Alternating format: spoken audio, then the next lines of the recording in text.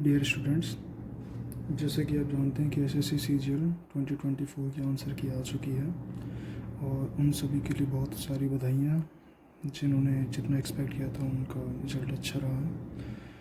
And मुझे उन सब की ज़्यादा फिक्र होती है जिनका रिज़ल्ट जितनी उनकी आशा थी, जितना उन्होंने सोचा था, जितना उन्होंने एक्सपेक्ट किया था, नहीं आया।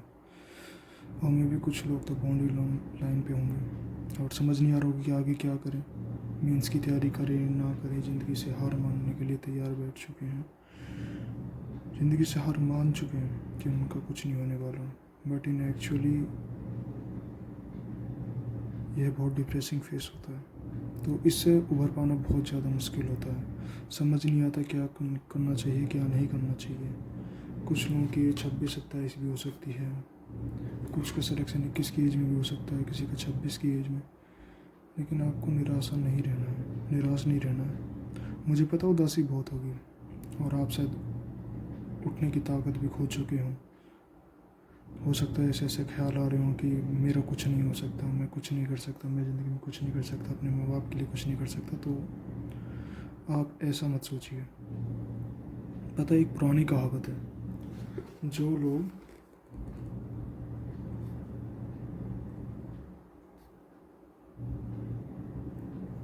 मेहनत का साथ नहीं छोड़ते हैं,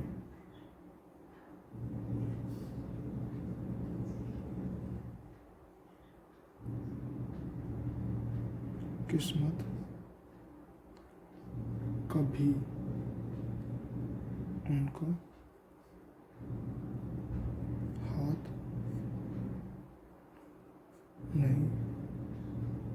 हाथ नहीं छोड़ती है। जो लोग मेहनत का साथ नहीं छोड़ते हैं, किस्मत कभी उनका हाथ नहीं छोड़ती है। आप मेहनत करते जाइए, मेहनत रंग लाएगी, भरोसा रखिए। आप मेहनत करते रहिए और आपको किसी भी गाइडेंस की ज़रूरत हो तो आप कमेंट में अपना नंबर लिखिए, मैं आपसे बात करूँगा। हो सकता है कि मैं आपको कुछ ऐसा बता पाऊँ जो आप नहीं समझ पा रहे, जिस चीज़ पे आप ध्यान नहीं दे पा रहे। बस आप इतना याद रखिए, अगर किस्मत में आपके लिखा है कि आप ज़िंदगी में ज़्यादा कुछ नहीं कर पाएंगे, तो ये समझ लीजिए जिनके हाथ नहीं होते ना, उनकी भी ज़िंदगी होती है, ख़त्म नहीं हो जाती है। भरोसा रखिए, आप अपनी हाथ की लकीरों को भी मोड़ के रख देंगे और आप ज़िंदगी में ऐसे कामयाब बनेंगे कि 1 लाख रुपए नहीं, 10 लाख रुपए महीना कमाएंगे कम से कम। भरोसा रखिए खुद पे। अगर आप यहाँ तक आगे बढ़े हैं, आपने सोचा है कि आप ज़िंदगी में कुछ कर सकते हैं, तो भरोसा रखिए खुद पर, कम मत होने दीजिए। आपको मोटिवेशन ज़रूर मिलेगा। अपने फैमिली की तरफ देखिए, आपको ज़रूर मोटिवेशन मिलेगा, आप कर सकते हैं। भरोसा रखिए।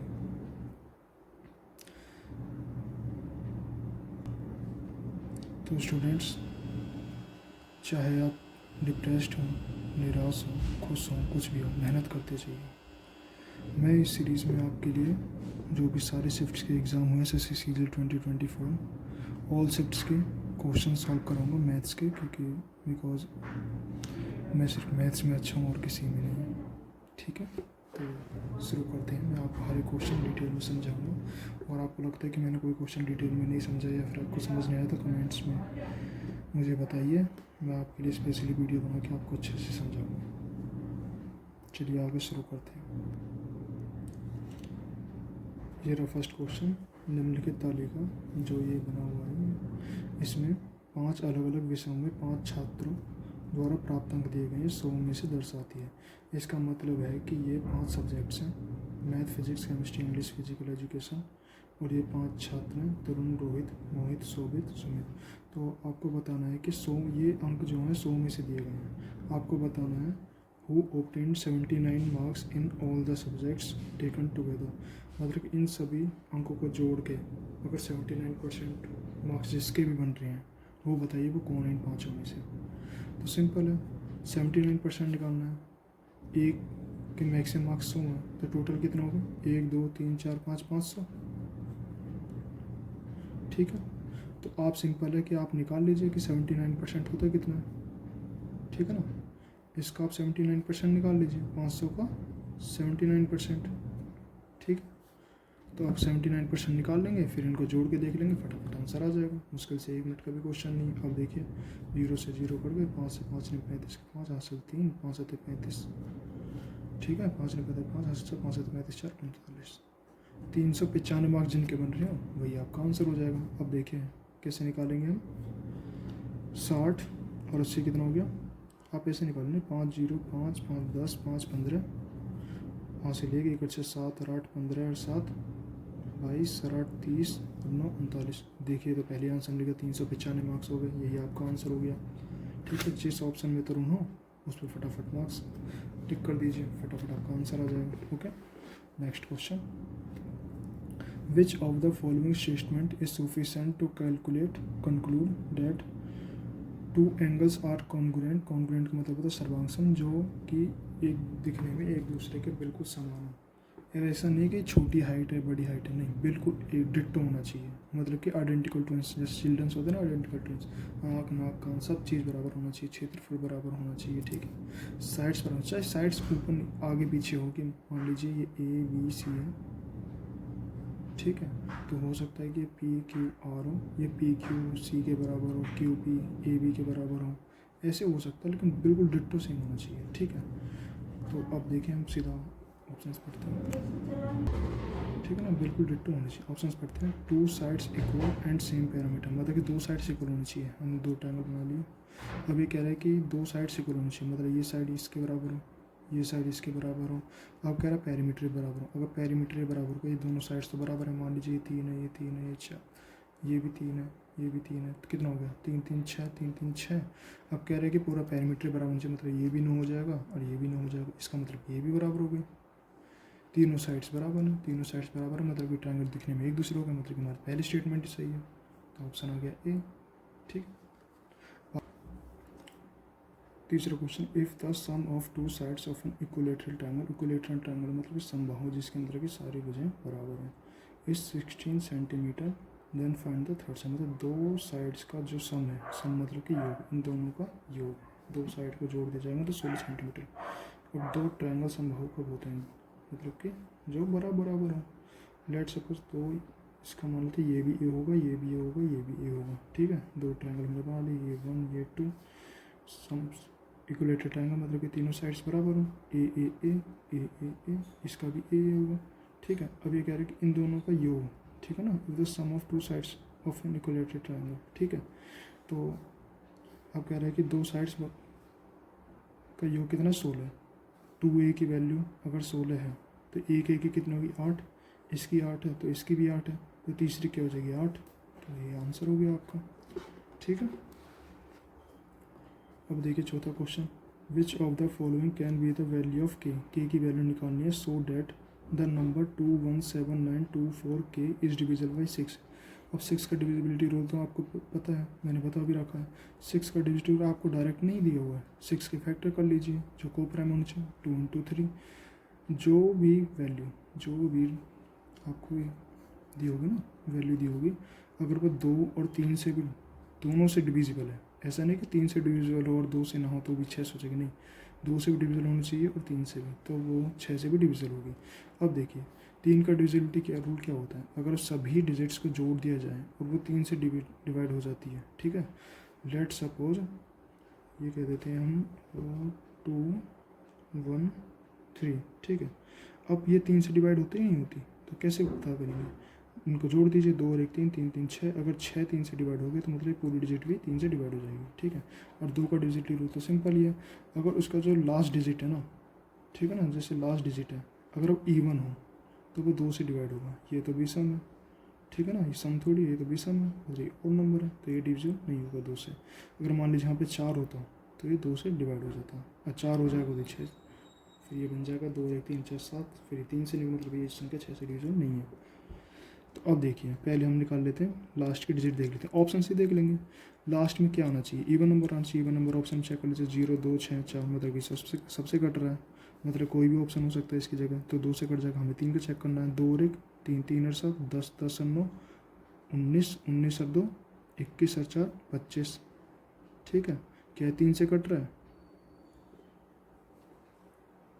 ठीक है, एक बार, एक सेकंड, 2 और 1 3, इसका ना डिजिटल समय, 2 और 1 3, 3 और 7 10, 10 और 9 19, 19 और 2 21, 21 4 25। ठीक, क्या एक 3 से कट रहा है? देखिए 3 अट्ठे 24, मतलब एक रिमाइंडर बच रहा है। इसमें हम कितना जोड़ें कि ये 3 से कट जाए? ठीक है, 4 जोड़ेंगे, 1 और 4 5, नहीं ये तो 3 से कटेगा नहीं। अगर यहाँ पे हम 6 जोड़ दें, 1 और 6 7, नहीं यार ये भी नहीं कटेगा, 7 3 से नहीं कटता।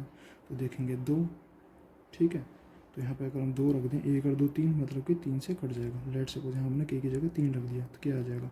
25 और 3 28, ओ सॉरी 3 नहीं 2, सॉरी 2 रख दिया, तो 25 और 2 27, क्या 3 से कट रहा है? हाँ 3 नेम 27, यूनिट डिजिट 2 है, क्या 2 इवन नंबर है? हाँ, तो 2 से कट रहा है। अगर ये 2 से भी कट रहा है, 3 से भी कट रहा है, तो ये किस दोनों से कटेगा? इसका मतलब है 6 से भी कटेगा। चाहे तो काट के देख लीजिए, लेकिन आंसर आपका सी हो जाएगा। ठीक है, 5वां क्वेश्चन अभी दिया हुआ ट्रिग्नोमेट्री का क्वेश्चन है, बहुत सिंपल क्वेश्चन होते हैं ये। Sign square 30 minus sine square 40 sine square 45। अब देखिए, ये आप देख रहे होंगे, आप ऑब्जर्व कर सकते हैं कि कॉम्प्लीमेंट्री एंगल्स का क्वेश्चन है। कॉम्प्लीमेंट्री एंगल्स क्या होते हैं? ठीक है, अगर दो कोणों का योग a प्लस बी 90 डिग्री है, ठीक है ना, a और प्लस बी उनका योग 90 डिग्री है, तो वो दोनों एंगल्स क्या हैं? कॉम्प्लीमेंट्री हैं। ठीक है, और कॉम्प्लीमेंट्री एंगल्स कैसे होते हैं? जैसे मान लीजिए sine a plus B 90 degree है, तो साइन a किसके बराबर होगा? कॉस बी के। ठीक है, साइन a बराबर होगा कॉस बी के।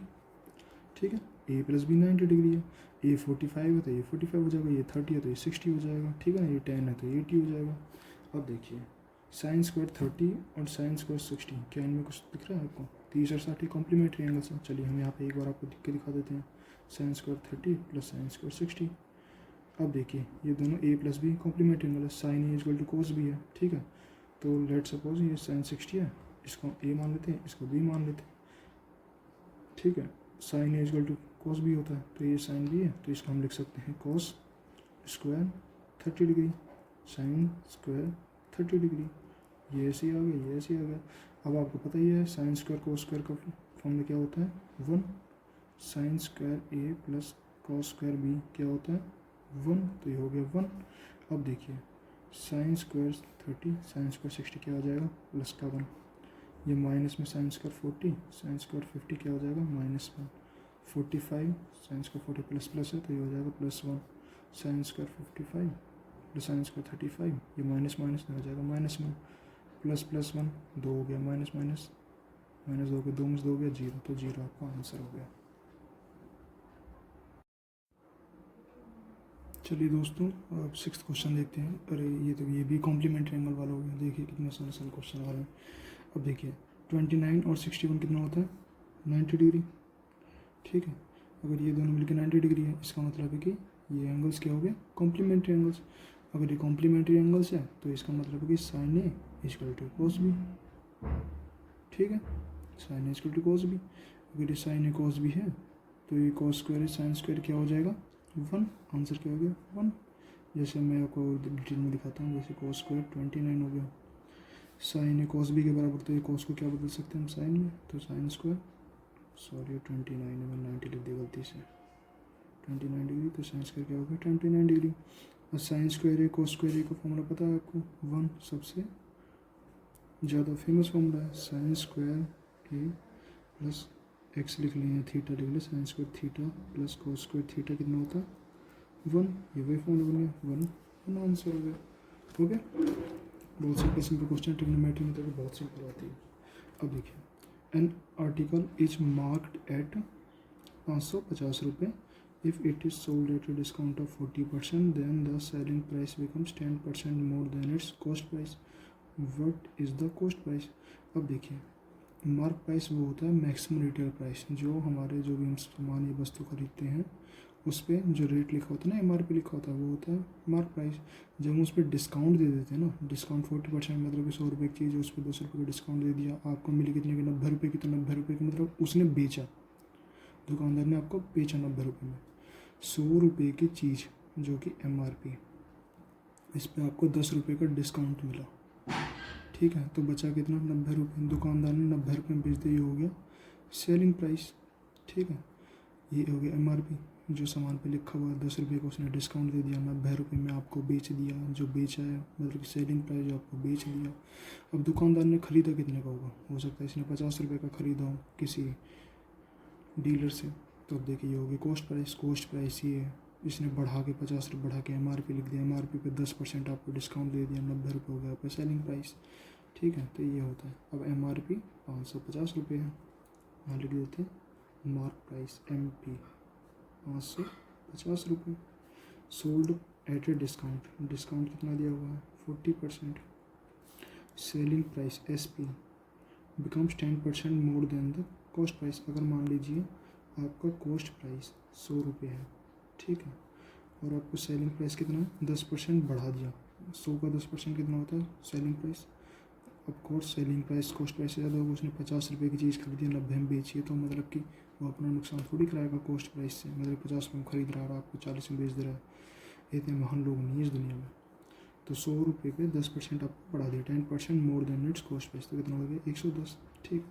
अब आपको सेलिंग प्राइस निकालना सिंपल है, मार्क प्राइस पे जो डिस्काउंट है उसको हटा देंगे, तो आपने 90 में बेचा ना, तो इसका मतलब कि 40% डिस्काउंट आप हटा देंगे, तो ये हो जाएगा सेलिंग प्राइस 550 गुना में 40% डिस्काउंट आपको दे दिया, मतलब कि 60% ही बचा आपके पास, 60% निकाल लेंगे, 0 0 कट गई, ये 0 0 कट गई, 6 पंजे 30 के 0 हासिल 3, 6 पंजे 30 3 333, मतलब कि 333 हो गया आपका selling price.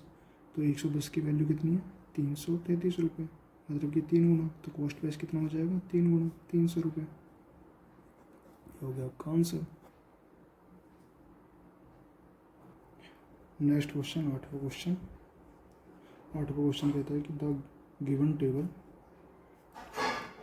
Table shows the percentage of marks, इनका परसेंटेज बता रहा है obtained by 3 students in the different subjects.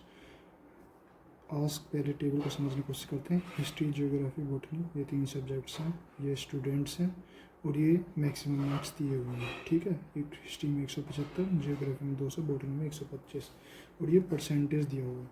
In order to pass पूछा गया, in order to pass the exam को पास करने के लिए मिनिमम 105, कम से कम 105 मार्क्स इन हिस्ट्री में चाहिए, हिस्ट्री में 105 मार्क्स कम से कम चाहिए, मैक्सिमम 175 है। ये परसेंटेज में पूछा गया है कि मिनिमम 105 तो चाहिए ही चाहिए, तो how many students pass it. तो सिंपल है, आप देख लीजिए 175 का जो ये परसेंटेज है 54% निकालेंगे तो क्या 105 से ज़्यादा है। अब जितने स्टूडेंट्स पास कर पाएंगे उतने पे हम टिक कर देंगे, 1 ने किया, 2 ने किया, 3 ने किया, किसी ने भी नहीं किया। जियोग्राफी बॉटनी फालतू का डेटा दिया हुआ है, ठीक है। अब 54% निकाल लेते हैं 175 का, 175 का 54%, अगर हम 175 का 50% भी निकालें तो कितना आएगा 80 80 160 85 173, तो 50% भी निकालेंगे तो 87%, 87 मार्क्स के आसपास आ जाएगा, ठीक है। और 4% कितना होगा 17, 4% अगर 1% 1.7 17 चौके 68 प्लस 6.8 और हो जाएगा। 105 के इस नज़दीक तो किसी भी हाल से नहीं पहुंच रहा है। अगर ये 155 105 के नज़दीक से नहीं पहुंच रहा तो एक क्या तो पहुंचेगा नहीं किसी भी हालत में, 75 पहुँच सकता है, 75%, 175 का 75%। अगर हम 70% भी निकालें ना 17 का, 170 का 70% भी निकालो कितना बचेगा 17 7 119, 105 से तो ऐसे ही आगे पहुंच गया, तो इसका मतलब कि श्याम पास हो जाएगा, इसका मतलब कि एक ही बच्चा पास होगा, ठीक है। अब देखिए नेक्स्ट क्वेश्चन, 9वां क्वेश्चन। फिल पाइप पी, ठीक है, ये टंकी का क्वेश्चन है, ठीक है।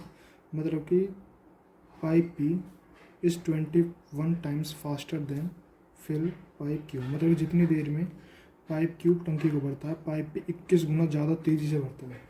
ये समझ लीजिए अगर ये 1 यूनिट भरेगा क्यू तो पी 21 यूनिट भर देगा।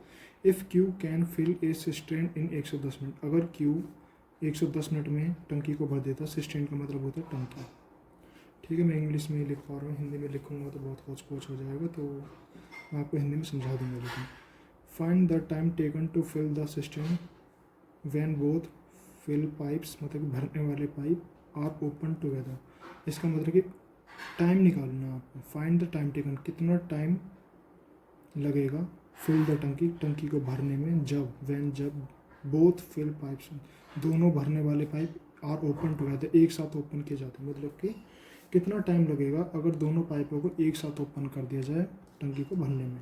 अब देख लें, ये रख दिया पाइप P, ये आ गया Q, यहाँ लिख दिया हमने इफिशियंसी। ठीक है, अब P 21 गुना ज़्यादा तेज़ है, मतलब कि अगर ये 1 यूनिट काम कर रहा है 1 मिनट में, तो ये 21 यूनिट काम करेगा 1 मिनट में। ठीक है, यूनिट, ये आ गया इफिशियंसी।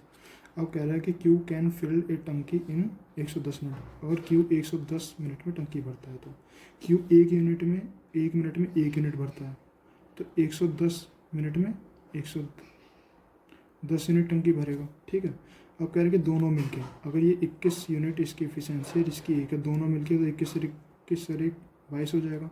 22 पंजे 110, इसका मतलब कि 5 मिनट्स में टंकी भर जाएगी, मतलब 5 मिनट्स इसका आंसर हो जाएगा। 10th क्वेश्चन सॉल्व करते हैं। द रेडाई मतलब कि रेडियस ऑफ द 2 कोन्स, 2 कोन दिए हुए हैं। कोन तो आपको पता ही कैसे होते हैं, इसमें आपने आइसक्रीम खाई होगी, ऐसे कोन्स। ठीक है,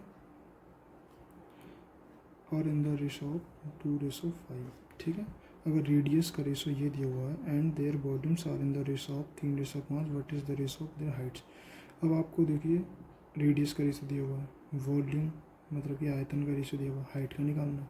अब इसका रेशो निकालने के लिए सबसे पहले आपको पता होना चाहिए कि एक्चुअली में वॉल्यूम होते क्या कौन का।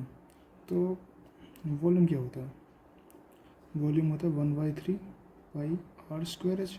पाई कॉन्स्टेंट है 22/7, 3 भी कॉन्स्टेंट है, तो वॉल्यूम किसके डायरेक्टली प्रोपोर्शनल हो गया r²h के।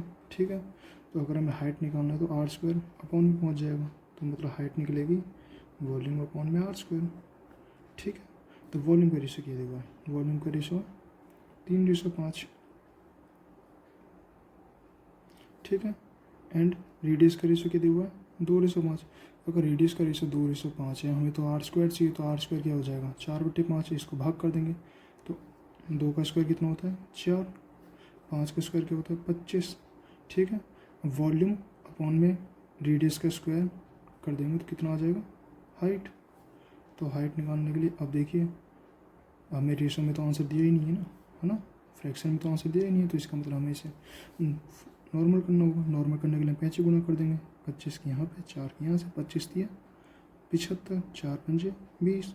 क्या ये कट रहा है किसी से, हाँ कट रहा है, 5 से काट देंगे, 5 15 75, 5 चौके 20, 1504 कहाँ पर है, यहाँ पर, यही आ गया 500।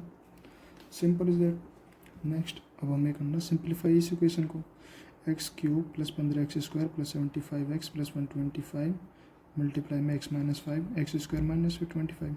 अब देखिए 25 किसका स्क्वायर होता है 5 का, a² - b² दिया है, ये -b² दिया है, कुछ समझ में आ रहा है आपको। तो ये जाएगा कट, a² - b² दिया है, तो ये क्या हो जाएगा x + 5 और x - 5, x - 5 x - 5 ये कट जाएगा, तो बचेगा क्या x + 5 ही तो बचेगा।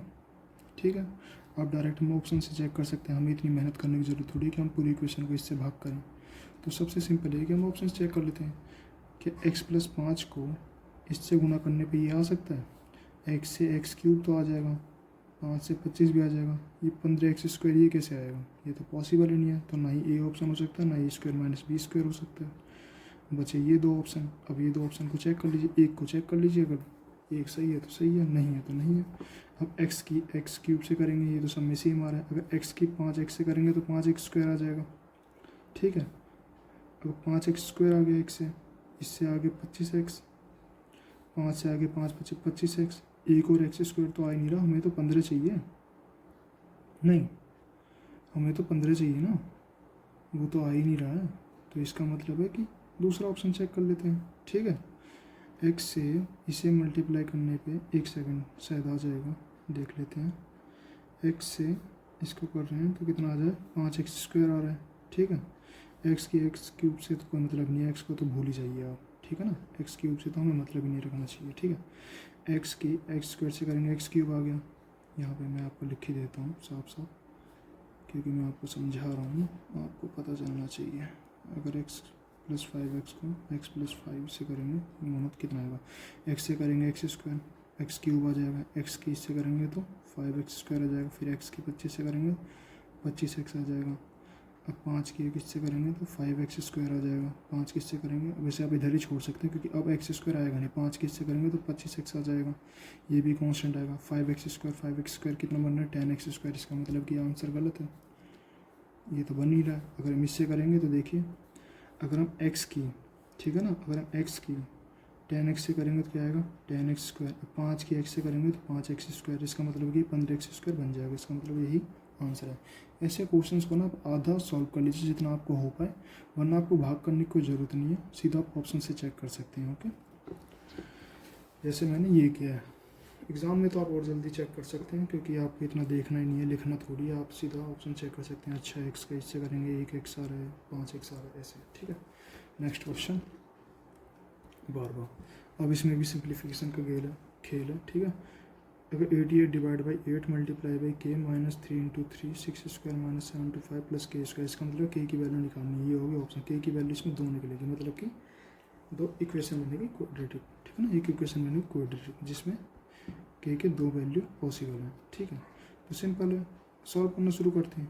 अगर 88 को 8 से भाग करेंगे कितना आएगा, पहले भाग वाले कर लेते हैं, भाग गुना पहले आता है, उसके बाद ही माइनस प्लस का खेल आता है, बोर्ड मास तो आपको पता ही होगा। 88 को 8 से डिवाइड करें कितना आएगा 11, 11 को कैसे करेंगे तो 11 के 3 तिया 9, 6 का स्क्वायर 36, 7 पंजे 35, 36 में से 35 का कितना बचा 1, 1 प्लस k² इजकल टू 1, कैंची की गुना कर दीजिए तो क्या आएगा 1 plus k² is equal to 11k minus 9। अब देखिए k² है ना, अब इस पूरे टर्म को यहाँ लेके आ जाइए, क्या आ जाएगा k² plus k² minus 11k हो जाएगा, माइनस 9 यहाँ जाएगा प्लस 9 हो जाएगा, प्लस 9 और 1 प्लस 10 हो जाएगा, हो जाएगा 0। अब k² माइनस 11 को कैसे लिख सकते हैं हम -10k minus k plus 10 equal to 0। अब देखिए इसको हम ऐसे तोड़ेंगे कि ये ना जिससे गुना करने पे प्लस 10 आ जाए, -10 माइनस से क्या हो जाएगा प्लस का 10 आ जाएगा, -10 गुना में माइनस से क्या होता है +10, और -10 माइनस के कितना हो जाएगा -11, ठीक है। अब इसमें से क्या कॉमन आ रहा है k, इसमें क्या कॉमन आ रहा है 1, तो कॉमन ले लेंगे, इसमें से k कॉमन ले लिया तो बचेगा k-10, इसमें से -1 कॉमन ले लिया तो क्या बचेगा k-10, k-1 इजकल टू, यहाँ से आप देखिए k-10 को ही कॉमन ले लेते, k-10 कॉमन आ जाएगा तो बचेगा k-1, k-1, ठीक है 0। अगर हम इस टर्म को यहाँ लेके जाएंगे 0 से मल्टीप्लाई कर देंगे, डिवाइड कर देंगे तो क्या आ जाएगा 0, k-1 इजकल टू 0, k की वैल्यू आ गई 1, k की वैल्यू 1 किस में, इसमें ऑप्शन में, तो ये हो गया आपका आंसर, ठीक है। k की वैल्यू आ गई 1, तो ये हो गया आपसे सब, ठीक है, समझ में आया आपको।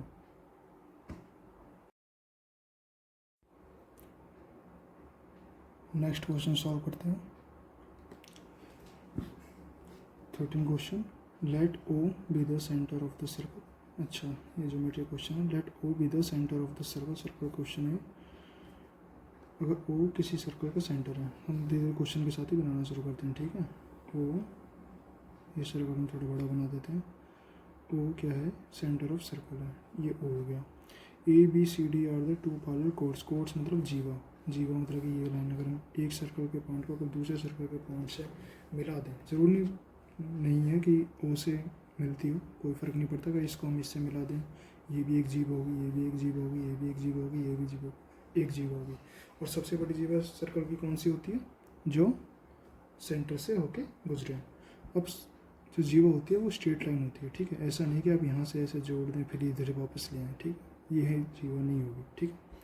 तो अब देखते हैं आगे क्या कह रहा है। OP इज़ द परपेंडिकुलर, अच्छा AB and CD are 2 parallel chords, ये 2 जीवा हैं इस पे, ठीक है, at the same side of the radius, same side of the radius का मतलब कि एक ही तरफ, रेडियस क्या तो इधर होगी या फिर इधर होगी या फिर इधर होगी या फिर इधर होगी, एक तरफ होंगी दोनों जीवा एक साथ। OP is perpendicular to AB and OQ, ठीक है ना, एक परपेंडिकुलर डाला गया है OP AB पर और OQ CD पर। If AB is 10 centimetre, CD is 24 centimetre. अच्छा ये दो जो जीवा हैं उनका लेंथ दी हुई है, तो अब हम बता सकते हैं कि AB कौन सी है, CD कौन सी है। अब रेडियस एक ही तरफ है तो हम बना लेते हैं, रेडियस की एक तरफ एक ये बना ली, एक ये बना ली। अब इस पर हम परपेंडिकुलर डाल देंगे, ठीक है, परपेंडिकुलर डाल दिया हमने इन दोनों पे, ठीक है। अब कह रहा है कि ए बी 10 सेंटीमीटर है। अच्छा, ये छोटी है और सी डी 24, ये बड़ी है, तो इसको हम सी डी मान लेते हैं, इसको हम ए बी मान लेते हैं। ए बी 10 सेंटीमीटर, अगर ये पूरी 10 सेंटीमीटर परपेंडिकुलर डाला गया है, मतलब कि दो हिस्सों में काट दिया है इसको, तो ये 5 सेंटीमीटर होगा, ये भी 5 सेंटीमीटर होगी। सी डी 24 सेंटीमीटर, तो ये 12 होगा, ये 12 होगा। ठीक है, अब अगर हम इसको इससे मिला दें तो ये रेडियस है सर्कल का, इसको हम इससे मिला दें तो ये भी सर्कल का रेडियस है। ठीक है, अब पूछेगा डायमीटर ऑफ द सर्कल, मतलब कि रेडियस निकाल लेंगे, उसका डबल कर देंगे। डायमीटर क्या होता है? डायमीटर क्या होता है? रेडियस का डबल। ठीक है, तो हमें ये निकालना है बेसिकली, या तो यहाँ से निकाले, यहाँ से निकाले। अब देखिए, ऐसे क्वेश्चंस में जनरली ना ट्रिपलेट्स का यूज़ किया जाता है, ताकि आपका क्वेश्चन 30 सेकंड में सॉल्व किया जा सके। जैसे डायग्राम बनाने, क्वेश्चन पढ़ने में आपने 10 सेकंड लगाया, 10 सेकंड डायग्राम बनाया, तो आपको 10 सेकंड में आपका आंसर ये भी आ जाएगा, सिंपल है। अब जैसे हम ऑब्जर्व करते हैं, ठीक है। अच्छा, एक डेटा और दिया गया, पी क्यू 7 सेंटीमीटर है। देखते हैं, पहले इनको हमने नंबर तो लिखा ही नहीं है। अगर O P is perpendicular to A B, O P is perpendicular to A B, O P is perpendicular to A B, मतलब ये पी है, ये क्यू है, और पी क्यू कितना दिया गया? 7 सेंटीमीटर। ठीक है, मतलब यहाँ से यहाँ तक 7 दिया हुआ है, ऊपर का हमें पता ही नहीं, सिंपल सी बात। तो अब हमें निकालना है। अब या तो हम इक्वेशन लगा सकते हैं कि देखिए, ये एक इक्वेशन बनेगी जहाँ पे ये हो गया आपका बेस, ये हो गया आपका परपेंडिकुलर, होगा हाइपोटेनियस। हाइपोटेनियस और परपेंडिकुलर हमें यहाँ नहीं पता है, यहाँ भी नहीं पता है, इसको हम एक्स मान लेंगे और दोनों में डालेंगे तो काफ़ी लंबा क्वेश्चन बन जाएगा। तो ट्रिपलेट्स हम यूज़ करते हैं। अब देखिए, क्या आपको 5 से जैसे ट्रिपलेट्स हैं, सबसे कॉमन ट्रिपलेट्स क्या होते हैं? 3 4 5, 5 12 13। अब देखिए 5 12 13, इनको कुछ तो आपको देख के समझ में आ रहा है कि 5 है 12, तो कहीं ना कहीं 13 होगा, तो इसका मतलब 5 12 13 का बन रहा होगा। ठीक है ना, तो देखिए दोनों रेडियस सेम है। ठीक है, दोनों रेडियस तो सेम ही होगी ना, रेडियस यहाँ ले कहीं भी सेम ही होगी। तो अब देखते हैं, अगर हम इस बड़ा वाला ट्रायंगल देखें, ठीक है, बड़ा वाला ट्रायंगल देखें या फिर छोटा वाला, पहले छोटा वाला देख लेते हैं। छोटा वाला ट्रायंगल देखें, 5 12 13 का ट्रिपलेट बन रहा है। अगर ये 12 है तो ऑफकोर्स बड़ी वाली 13 होगी, तो ये होगी 5। ठीक है, अगर ये 5 है, 5 और 7 12, 5 12 13 का फिर से बना, तो ये भी 13, मतलब कि हमारा जब सेटिस्फाई कर रहा है, इसका मतलब है 13 होगी आपकी रेडियस। अगर रेडियस 13 है, अगर रेडियस 13 है तो डायमीटर कितना हो जाएगा? 26। ठीक है, अगर रेडियस 13 है तो डायमीटर, रेडियस 13 है तो डायमीटर क्या हो जाएगा? 2 गुना 13, मतलब कि 26। 26 आपका आंसर ए, सिंपल। ठीक है, नेक्स्ट। अब हमें करना है सिंप्लीफिकेशन इस क्वेश्चन का। ठीक है, कोसेक थीटा इक्वल टू 5/3 है, मतलब कि कोसेक थीटा हमको पता ही होगा, P B P H H B, ये फॉर्मूला आपने पढ़ा होगा। पंडित बद्री प्रसाद बोल हरी हरी बोल, पंडित बद्री प्रसाद हरी हरी बोल, सोना चांदी तो sine theta cos theta sine theta. ये परपेंडिकुलर, ये हाइपोटेनियस, ये बेस, ये हाइपोटेनियस है, ये परपेंडिकुलर बेस। ठीक है, अभी इसका हम लिख सकते हैं एल ए एल के ए।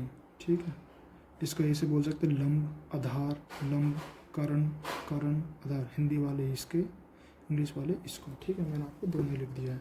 अब देखिए, ऐसे क्वेश्चंस में ना जनरली आप क्या कर सकते हैं, कोसेक थीटा क्या होता है? हाइपोटेनियस अपॉन परपेंडिकुलर, मतलब हाइपोटेनियस है, ये परपेंडिकुलर है, तो बेस क्या होगा? ये 3 4 5 का टेबलेट नहीं बना, तो बेस क्या हो जाएगा? 4। या तो आप निकाल सकते हैं 5 स्क्वायर माइनस 9 स्क्वायर। हाइपोटेनियस का फॉर्मूला क्या होता है? Hypotenuse equal to perpendicular plus base square root. अगर हम यहाँ से परपेंडिकुलर निकालेंगे, परपेंडिकुलर क्या आ जाएगा? रूट में आ जाएगा हाइपोटेनियस का स्क्वायर माइनस बेस का स्क्वायर। ठीक है, तो सबसे सिंपल ये है कि आप ना पहले इस इक्वेशन को देख लीजिए, क्या पता ऐसा हो सकता है कि आप ये थोड़ा सा सिंप्लीफाई कर दे और आपको क्वेश्चन डायरेक्ट निकल जाए। ठीक है ना, तो आप देखते हैं सिंप्लीफाई कैसे कर सकते हैं। सेक स्क्वायर थीटा माइनस 1 से आपको कुछ याद आ रहा है? आपको नहीं पता है 1 + tan स्क्वायर थीटा क्या होता है? Sec square theta 1 + tan square theta equal to sec square theta होता है। तो अब देखिए, अगर 1 को हम इधर लेके जाएंगे तो सेक स्क्वायर थीटा माइनस 1 क्या हो जाएगा? tan square theta. ठीक है, ये हो गया coat square theta. Coat square theta क्या लिख सकते हैं? 1/tan square theta. 1 + coat square theta क्या होता है? Cosec square theta. tan square theta से tan स्क्वायर थीटा कट गया, कोसेक स्क्वायर थीटा ही बचा। कोसेक थीटा की वैल्यू दी हुई है, कोसेक स्क्वायर थीटा निकालना तो सिंपल है, 5/3 का स्क्वायर करना आपको, क्या आ जाएगा 25/9। ये हो गया आपका आंसर। 25/9 कहाँ पर है, ये सिंपल। नेक्स्ट क्वेश्चन सॉल्व करते हैं। The distance between the centre of the two circles of radius, radii मतलब radius, by centimetre it is, centimetre मतलब कि दो सर्कल हैं जिसके एक का रेडियस बाई सेंटीमीटर का 10 सेंटीमीटर इज 37 सेंटीमीटर, मतलब कि उन दोनों के बीच का डिस्टेंस 37 सेंटीमीटर। फिर से पढ़ के देखते हैं। The distance between the centre of the two circles of radius, दो सर्कल जिनका रेडियस बाई सेंटीमीटर 10 सेंटीमीटर, उनके बीच का डिस्टेंस कितना है 37 सेंटीमीटर। तो पहले हम दो सर्कल ही बना लेते हैं।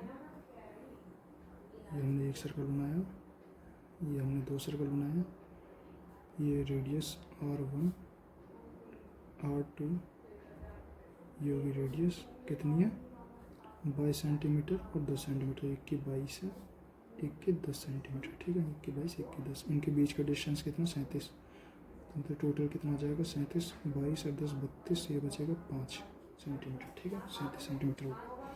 अब बोला if the point of the contact of direct common tangent, मतलब कि डायरेक्ट कॉमन टेंजेंट है DCT, direct common tangent to this circle are M and Q, इन दोनों को जोड़ने वाले टेंजेंट है, ये टेंजेंट बना लेते हैं, ये हो गया MQ, डायरेक्ट कॉमन डायरेक्ट जोड़ रही है। Find the length of the segment MQ, मतलब MQ की वैल्यू निकालनी है, ठीक है। अब इसको निकालने के कई तरीके हैं, जैसे कि मान लीजिए यहाँ पे एक और रेडियस ले लेते हैं, ये भी रेडियस हो जाएगी 22, ये हो जाएगी 22, फिर यहाँ से हम इसकी वैल्यू निकाल लेंगे, फिर इसकी निकाल लेंगे, ठीक है। तो इससे बेहतर है कि इसका ना डायरेक्ट फॉर्मूला है, डायरेक्ट कॉमन टेंजेंट निकालने का फॉर्मूला है, रूट लेंगे हम, पहले लेंगे हम रेडियस से, एक सर्कल के रेडियस से दूसरे सर्कल के रेडियस की दूरी कितनी है 37, तो 37 का स्क्वायर कर देंगे, फिर माइनस कर देंगे, फिर निकालेंगे हम दोनों बीच के, दोनों जो सर्कल है ना, इन दोनों के रेडियस का जो डिफरेंस है वो लेंगे, इसका 22 है इसका 10 है, तो कितना आ गया डिफरेंस 12, तो इसका भी स्क्वायर ले लेंगे, बस यही है आपकी डायरेक्ट कॉमन टेंजेंट MQ। अब देखिए ये ए स्क्वायर, अब देखिए अब 37 का स्क्वायर निकालेंगे, 12 का स्क्वायर निकालेंगे, बड़ा डिफिकल्ट टास्क है। 37 का स्क्वायर निकालो, 12 का तो चलो 144 याद भी है, तो सबसे simple A square minus B square का फॉर्मूला नहीं बन रहा है, तो हम इसको लिख सकते हैं A plus B A minus B, तो 37 और 12 कितना हो जाएगा 7 और 2 3 और 1 4, 49 गुना में A माइनस B, 37 में से 12 के कितना हो जाएगा 7 में से 2 गए 5, 3 में से 1 गए 2, 25। अब देखिए 49 और 25 का स्क्वायर निकालना तो आसान है ना, 49 का स्क्वायर रूट कितना जाएगा 7, 25 का 5, 7 5 35 सेंटीमीटर निकल गया ना आसानी से 35 सेंटीमीटर, इसका आंसर हो गया। तो करते हैं अगला question 16।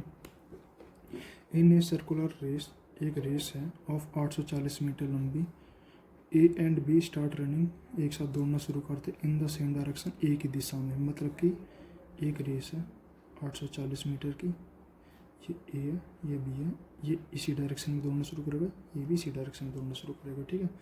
Eight the same time एक ही समय पर, एट द सेम पॉइंट एक ही जगह से, at the speed of 6 centimetre, मतलब ये 6 की स्पीड से दौड़ रहा है और एक 12 की स्पीड से दौड़ रहा है, ठीक है। एक 6 मीटर पर सेकंड, एक 12 metre per second. After how much time will they meet next time, मतलब कि हाँ ये जब एक साथ दौड़ना शुरू करेंगे तो ऑफकोर्स B ज़्यादा आगे निकल जाएगा, ठीक है ना, B एक 12 इसकी एक ही 6, तो B आगे निकल जाएगा, A पीछे रह जाएगा, ठीक है। तो अब आपको देखना है कि इनकी रिलेटिव स्पीड क्या होगी, ठीक है ना। तो इसका मतलब कि how much time will they meet next, मतलब कि अगली बार कब मिलेंगे। अब 840 मीटर की रेस है, इसका मतलब कि ये रेस ऐसी स्ट्रेट नहीं है, ठीक है ना, ये सर्कल है, मैंने गलत बना दिया है, ये पूरा डिस्टेंस नहीं है, ये 840 मीटर ऐसे होगा 840 मीटर, ठीक है। इसका मतलब कि A है ये B है, A ऐसे दौड़ना शुरू करेगा 6 की स्पीड से, ठीक है, और B ऐसे दौड़ना पड़ेगा 12 की स्पीड से। अब ऐसे दौड़ते दौड़ते ये देखिए ये आगे निकलता जाएगा, इनके बीच का डिफरेंस है ना, इस डिस्टेंस है बढ़ता जाएगा, 12 इतना आगे निकल गए, यहीं पे ऐसे दौड़ते दौड़ते घूमते घूमते ये वापस एक पॉइंट पे वापस मिलेंगे, मतलब ये अनलिमिटेड बार दौड़ते रहेंगे और देखते हैं कि कितनी देर बाद ही मिलेंगे, ठीक है। तो रिलेटिव स्पीड है ये, तो रिलेटिव स्पीड क्या होती है, रिलेटिव डिस्टेंस अपॉन टाइम। अगर टाइम को इधर लेके जाएंगे तो रिलेटिव स्पीड इधर आ जाएगा, तो टाइम डिस्टेंस ऐसे ही रहेगा, डी लिख लेते, रिलेटिव स्पीड को एस आर लिख देते, रिलेटिव स्पीड। डिस्टेंस कितना है 840, रिलेटिव की स्पीड कितनी है। अगर एक ही डायरेक्शन में दौड़ रहे हैं दोनों तो इसका मतलब कि हम इन्हें माइनस करेंगे, मतलब इनके बीच का डिफरेंस लेंगे। अगर ये अपोजिट डायरेक्शन मतलब कि एक इधर दौड़ रहा है एक इधर दौड़ रहा है, ठीक है ना, एक इधर दौड़ रहा है एक इधर दौड़ रहा है, तो हम इसको प्लस कर देंगे, ठीक है। या फिर ऐसे कर सकते हैं कि ऐसे दौड़ रहा है तो हम प्लस कर देंगे, मतलब कि अपोजिट डायरेक्शन में। लेट सपोज ए वे बी, अगर ए इस तरफ दौड़ रहा है और बी इस तरफ दौड़ रहा है मतलब कि अपोजिट डायरेक्शन में, तो हम इनको प्लस कर देते हैं। अभी सेम डायरेक्शन में तो हम इसका डिफरेंस लेंगे, तो 12 में से 6 गए 6। अब देखते हैं कटता नहीं कटता ये, 6 एकम 6, 2 बचा, 2 और 4 6 चौक 24 0। 140 सेकंड इसका आंसर आ गया। 140 सेकंड में दोबारा मिल जाएंगे, तो 140 second answer. In an election between two candidates, दो कैंडिडेट्स के बीच में इलेक्शन होता है, 5% of the voter did not cast their votes, ठीक है। अब 5% कास्ट ही नहीं करते हैं, 10% of the votes cast were declared invalid, और उनके जो कास्ट करते हैं उनमें से 10% को इनवैलिड घोषित कर दिया जाता है। While all the valid votes were cast in the favour of either of two candidates, मतलब कि जो भी वोट्स हुए हैं अब दो कैंडिडेट्स के बीच में ही होंगे। The candidates we vote 59.37% of the valid votes cast was declared elected by 2484, मतलब जो विनिंग कैंडिडेट है वो 2484 से जीत गया। डिक्लेयर्ड इलेक्टेड बाई मतलब कि कितने से, 2484। If the number of people eligible to votes that election was 16,000, मतलब कि अगर 16,000 लोग इलेक्शन के लिए एलिजिबल थे तो 16,000 हमारा टोटल हो गया, तो 16,000 लिख लेते। 16,000 हमारा टोटल हो गया, इसमें से y% ने वोट्स डिनोट, y% ने वोट ही नहीं दिया। अब जिन्होंने दिया, ठीक है, उनमें से 10% इनवैलिड हो गए, 10% of the votes cast invalid. और जो बचे पहले हमें उनको निकालना ताकि हम बैक में जा सके, तो जो बचे कितने बचे, ठीक है, तो 59.37% कितना होता है 19/32। ये आप चाहे तो निकाल सकते हैं, मैंने ऐसी जो वैल्यूज़ हैं ज़्यादा परसेंटेज की याद कर रखी है, ठीक है। तो 19/32 मतलब कि 32 में से 19 जीतने वाला हो गया, और बचे कितने, 12 में से 9 गया 3, 2 में से गया 1, 13, ठीक है। तो 19 ये हो गया जीतने वाला, ये हारने वाला, ठीक है। अब देखिए कितने से जीता है, 2484, मतलब कि 6 से, तो 6 की वैल्यू कितनी होगी 2484। 6 से काटेंगे कितने बजाएगा, 6 चौक 24, 6 एकम 6, 2 बचा, 6 चौक 24, मतलब कि 4 से 14 का मल्टीपल, तो ये कितना हो गया, टोटल कितना हो गया 32। तो ये जो कैंडिडेट्स हैं ना यहाँ पे 10% इनवैलिड घोषित करने के बाद ये उनकी वैल्यूज़ हैं जो कि वैलिड हैं और जिन्होंने वोट दिया है। तो यहाँ पे कितना आ जाएगा 32 गुना 414, ठीक है। अब देखिए लेट सपोज यहाँ पे अगर 100% है, इसमें से 10% घट गया तो कितना बचा 90%, ठीक है, 90% ही बचेगा। तो मतलब 90% की वैल्यू है, 90% की है तो 100% की ये वैल्यू कैसे निकालेंगे हम। अगर 32 गुना 414 90% की वैल्यू है तो 100% की कैसे निकालेंगे, 90 से डिवाइड कर देंगे तो 1 की आ जाएगी, तो 100 से मल्टीप्लाई कर देंगे तो आ जाएगा, ठीक है। तो 0 से 0 कट गया, 9 से जाएगा 9 चौक 36, 9 चौक 36, 36 में 5 गया, 5 और 4 9 6 54 46, तो हो गया ये 32 गुना 46 आ गया, 32 गुना 46 आ गया, ठीक है। अब इसको आप ध्यान रखिए, हम नेक्स्ट पेज पे चलते हैं, ठीक है ना। हमें y% निकालना, 16,000 ये आ चुका है, 32 गुना 46, सॉरी 10 भी है, 10 ये भी है ना, तो 32 गुना 46 गुना 10, तो हम आगे नेक्स्ट पेज पे लिखते हैं। 16,000 हमारे टोटल थे, y% ने वोट ही नहीं दिया, और ये आ गया 32 गुना 460, 32 गुना 446। अब देखिए 32 गुना 446 कितना होता है, 32 गुना 446 से 32 गुना 446, 30 चौके 1200, ये हो जाएगा आपका 32 गुना 446, तो 32 गुना 446 हो गया आपका 14,720, ठीक है। ये टोटल है, 22% घटने के बाद इतना आ गया, तो 22% नहीं निकाल सकते, 16,000 में से 14,720 हम घटा देंगे,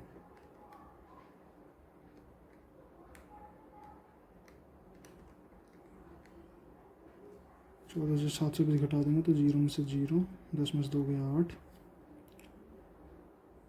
0 0 गया, ठीक है।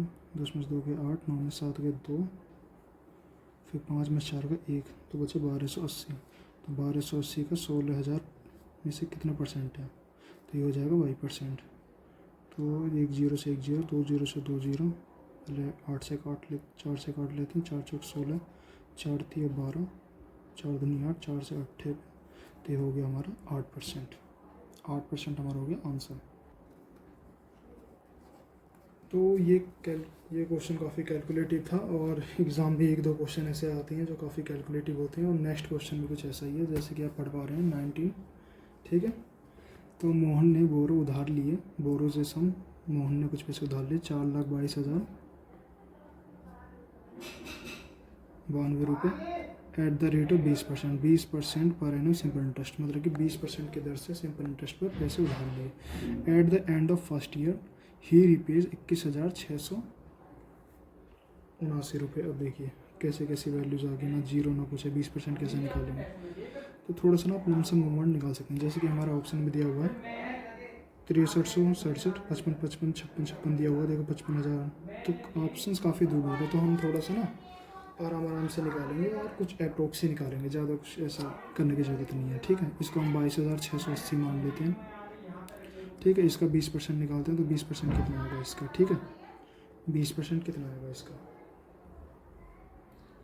तो इसका 20% निकालेंगे, और 42,200 का 20% कितना आएगा, इसका 20% आएगा,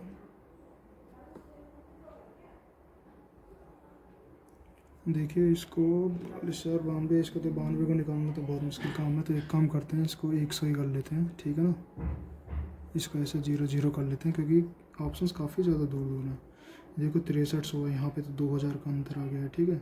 यहाँ पे तो देखिए ये 56 है ना, इसमें देखिए कम से कम कितने का अंतर है, 3,000 का अंतर है। तो हम लमसम निकाले 42,200, तो ये 4,22,100 कर लेते हैं। इसका 20% कितना आएगा, 10% कितना होगा, 42,210, ठीक है।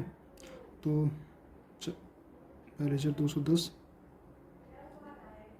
20%, 10% है 42,210, तो 20% कितना हो गया, ये फर्स्ट ईयर का निकाल रहे हैं हम, तो ये हो जाएगा 2 0 2 1 2 2 दूनी 4, 2 दूनी 4, 2 40, 84,420, ये कितना आ गया 22,680, ठीक है। 22,680, इसको आप 700 मान लीजिए, ठीक है ना। 22,700 मान लेते हैं, ठीक है। 22,700 हमने पहले मंथ में चुका दिया, ठीक है। 22,700 रुपये चुका दिया, फिर जो भी आया इस पर फिर हम 20% और ब्याज करते हैं, ठीक है ना। 20% ब्याज कितना आ जाएगा, 44,420, ठीक है। तो ये आ गया हमारा टोटल अमाउंट जो हमने उधार लिया। पहले साल में हमारा ब्याज कितना लगा, 84,420, 22,700 रुपये हमने चुका दिया। फिर हमारा दूसरे वर्ष ब्याज लगा, हमारा हमेशा ब्याज बेस पे लगता है, ठीक है।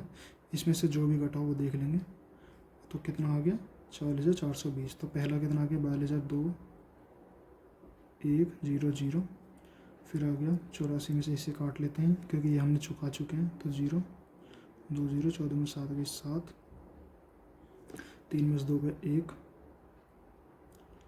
हो गया 8 में से 2 गया 6, 61,720। और फिर ये हमारा दूसरे वर्ष का ब्याज 84,420, तो कितना आ जाएगा 0 2 2 4, 7 8 4, 11 1 12, 2 से लेकर 2 3 1 4 4 8, 6 2 8 8 16, 6 से लेकर 4 5 1 6, 56,008, ये हो गया 5,68,240, 5,68,240, ठीक है। तो ये कहाँ आ रहा है, एक सेकंड, शायद मैंने कोई गलती की है, काफ़ी ज़्यादा वैल्यूज आ गई है। 0 0 0 तो 0 0, 14 में 7 में 7, 3 में से 2 गया 1, 8 में 2 6, 0 0 2 2 4, 7 1 8 4, 2 से लेकर 3 1 4 4 8, 6 2 8 8 16, 6 से लेकर 4 5, 56,000, ठीक है ना। 56,800, 8,240 आ रहा है। तो ये देखिए काफ़ी वैल्यूज आगे आ रही है, 56,000 से भी काफ़ी ज़्यादा आ रही है। हमने यहाँ पे देखिए, यहाँ पे थोड़ा सा हमने अमाउंट कम लिया था, तो यहाँ पे किया तो हमें 56,000 के अप्रोक्स आ रहा है, 56,500 के अप्रोक्स, ठीक। तो ये होगा हमारा आंसर। तो दोस्तों वो दोनों सवाल काफ़ी ज़्यादा कैलकुलेटिव थे। चलिए अभी थोड़ा सा अच्छा क्वेश्चन आया, थोड़ा सा आंसर। कुछ 2 क्वेश्चन तो कैलकुलेटिव आएंगे, तो जैसे जैसे आपके क्वेश्चंस में टाइम बचता जाएगा ना, सिंपल सिंपल क्वेश्चन आएंगे तो वहाँ पे यूटिलाइज हो ही जाएगा। मतलब कि उस क्वेश्चन में आपको 2-3 मिनट लग सकते हैं, 2 क्वेश्चन में 6 मिनट लग गई, कोई बात नहीं। अब ये क्वेश्चन देखिए, ये ए स्क्वायर माइन, ये इसको हमने सिंप्लीफाई करना है, ये फॉर्मूला दिख रहा है आपको, ए स्क्वायर माइनस बी स्क्वायर, तो क्या हो जाएगा एक्स प्लस 3 एक्स माइनस 3, क्योंकि 9 का लिख सकते हैं 3 का स्क्वायर, ठीक है ना। ए स्क्वायर माइनस बी स्क्वायर का फॉर्मूला हमने खोल लिया, एक्स माइनस 3 एक्स प्लस 3 नीचे आ गया, एक्स प्लस 3 से कट गया, इसे तो लिखने की भी जरूरत नहीं, सीधा आप आंसर टिक कर सकते थे एक्स माइनस 3 आंसर। 10-10 सेकंड के क्वेश्चन है अपना, ठीक है। Rajesh in the printing press, Rajesh एक प्रिंटिंग प्रेस में काम करता है। गोट एन ऑर्डर, उसे ऑर्डर मिलता है टू प्रिंट सम बुक्स, कुछ बुक्स को प्रिंट करने के लिए, out of which he completed 17/27, 17/27 मतलब टोटल था 27, उसमें से 17 इसने प्रिंट कर दिया इन ऑर्डर इन 34 दिन, 34 दिनों में ऑर्डर पूरा मतलब प्रिंट कर दिया। 17/27 मतलब 27 में से 27 अगर टोटल यूनिट काम है तो 17 यूनिट को उसने 34 दिनों में कंप्लीट कर दिया। In how many days did he complete the in order to group, in how many days did he complete the entire order of printing, मतलब कि इसने पूरा काम कितने दिनों में किया। अगर 17 यूनिट काम 34 दिनों में कर रहा है मतलब कि 2 गुना टाइम, मतलब कि 2 का मल्टीपल, तो ये भी हो जाएगा 2 गुना 27 दूनी 54 दिनों में। देखिए अब छोटे छोटे से क्वेश्चन आ रहे हैं, 54 दिन आंसर। 22वां क्वेश्चन, एक grocer professes to sell rice at cost price, एक विक्रेता कहता है कि वो अपने जो भी गुड्स है, क्या है, राइस चावल को कॉस्ट प्राइस पे बेचेगा, मतलब कि सीपी पे, but uses a fake weight. वो कहता है कि भैया ऐसा मैं 10 रुपये की चीज़ खरीद के लेके आ रहा हूँ, 10 रुपये में बेचूंगा, तो मुझे ना प्रॉफिट हो रहा है ना लॉस हो रहा है, ठीक है। लेकिन वो कहता है भैया है तो बेईमानी, तो क्या करेगा 870 ग्राम का वेट यूज़ करेगा 1 किलो, मतलब कि आपको 1 किलो चीनी आप मांगोगे 1 किलो नहीं देगा, 870 ग्राम देगा, तो प्रॉफिट कितना हो गया 130 ग्राम, 870 ग्राम ठीक है 1000 ग्राम, ठीक है, 1 किलो मतलब 1000 ग्राम। तो अब देखिए 870 ग्राम ही आपको दे रहा है 1000 ग्राम में, तो उससे प्रॉफिट कितना हो रहा है 130 ग्राम का, 130 ग्राम का प्रॉफिट कितना का हो रहा है 870 पे, गुना में 100% से निकाल लेंगे हम, तो ये कितना जाएगा 0 से 0 कट गया। अब देखिए वैल्यूज़ काफ़ी ऐसे डिफ़िकल्ट सी है, तो हम कोशिश करते हैं निकालने की। तो पहले हम इसका 10% निकाल लेते हैं, 10% कितना आएगा 87 का, 87 को 10% आ गया 8.7, और अगर हम इसका 5% और निकालें तो कितना आ जाएगा, 5% हाफ होता है, तो ये हो जाएगा 2 चौके 8, 2 3 6, 2 5 10, तो कितना आ जाएगा 0.35 आएगा, 7 3 10 0, हर से 12 13, तो 13 पॉइंट समथिंग आ रहा है, 13 ही आ गया, ठीक है ना, ऑलमोस्ट 13 ही आ गया। तो मतलब कि ये 15% है, 15% के बिल्कुल पास है। अब 15% से ज़्यादा लेंगे तो 13 से तो पार ही चला जाएगा ना, क्योंकि यहाँ पे भी 13.5 तो आ ही चुका है, तो इसका मतलब है 15% से थोड़ा सा ही कम होगा, इसका मतलब है ये B answer.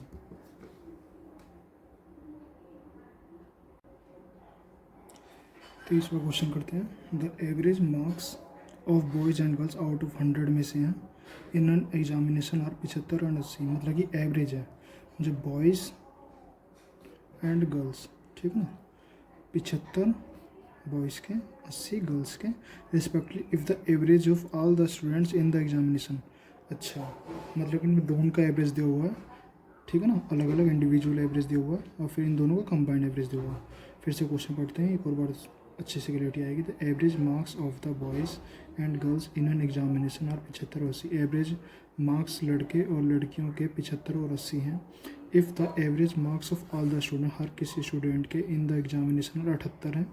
Find the ratio of the number of boys and the find the number of boys to the number of girls, मतलब बॉयज़ एंड गर्ल्स का रेशियो निकालना है।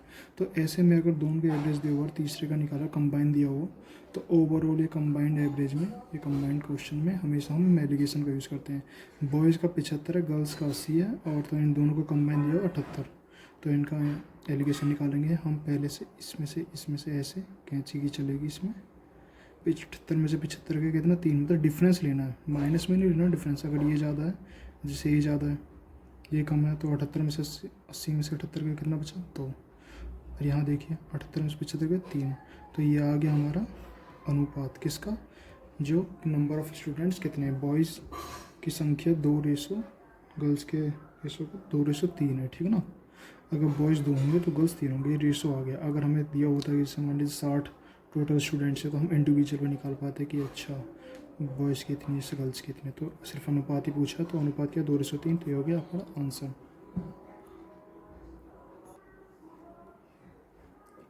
चलिए डाटा इंटरप्रिटेशन का एक क्वेश्चन करते हैं।